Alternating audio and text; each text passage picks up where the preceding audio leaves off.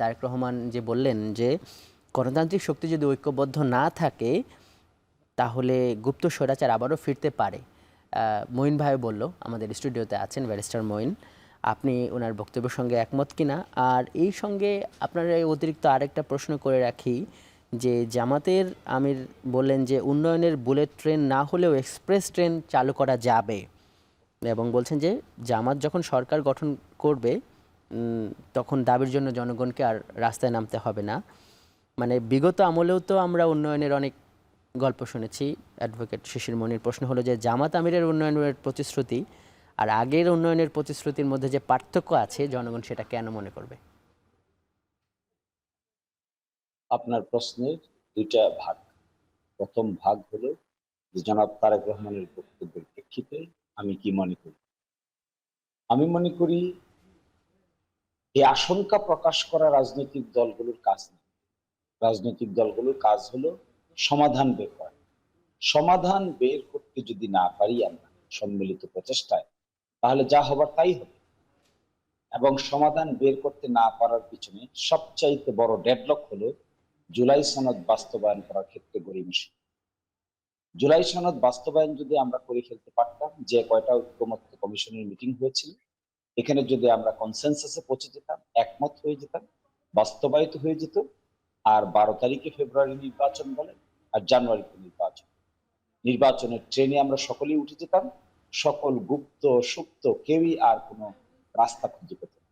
কিন্তু এই কাজটিতে গড়িমসি করাটা আমি মনে করি বড় দলগুলোর পক্ষ থেকে এক ধরনের দায়িত্ব জ্ঞানহীনতার পরিচয় দেওয়া হচ্ছে।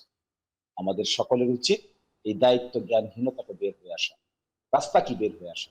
1 নম্বর রাস্তা হলো সকল সংস্কার কর্মকাণ্ড বিদেশ থেকে আসার পরেই জুলাই সনদ বাস্তবায়নের ঘোষণা দিয়ে দ্রুত নির্বাচনের দিনক্ষণ ঘোষণা করে দেওয়া।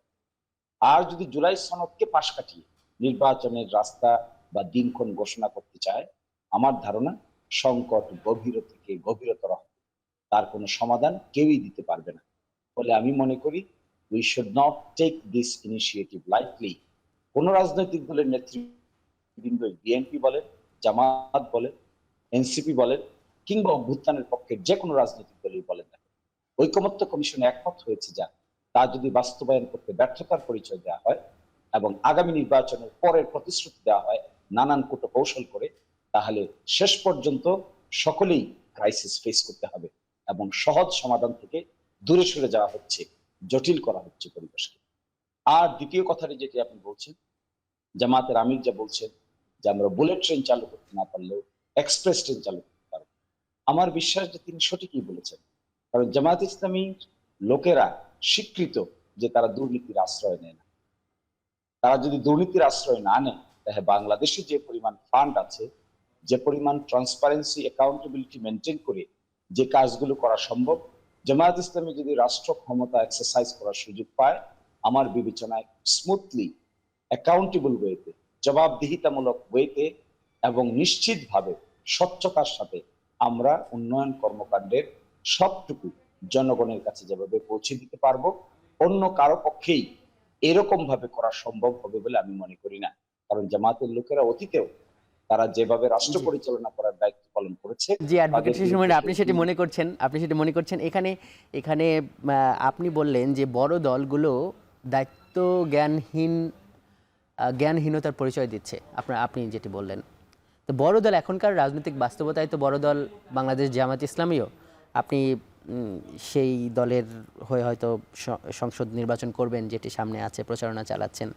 প্রশ্নটা হলো যে মানে এই যে অনৈক্যগুলো আছে সেখানে কি জামাতের এটা দায়িত্ব নাই যে তারা কিছুটা ছাড় দিয়ে অনৈক্যের জায়গায় ঐক্য আনবে, জিনিসটাকে আর একটু ত্বরান্বিত করবে? মানে বড় দল বললে তো জামাতেরও তো দায়িত্ব আছে সেটার। কোর্স এবং ঐকমত্য কমিশনে আমরা ছাড় দেওয়ার জন্য প্রস্তুত আছি, ছিলাম। কিন্তু বাস্তবায়নের ক্ষেত্রে যে গড়িমসির কথা বলা হচ্ছে, যে ধরনের কথা বলা হচ্ছে, এগুলো আমরা কোনোভাবেই মেনে নেওয়া সম্ভব না। তাহলে বাংলাদেশের গণ অভ্যুত্থানকে অস্বীকার করা হবে।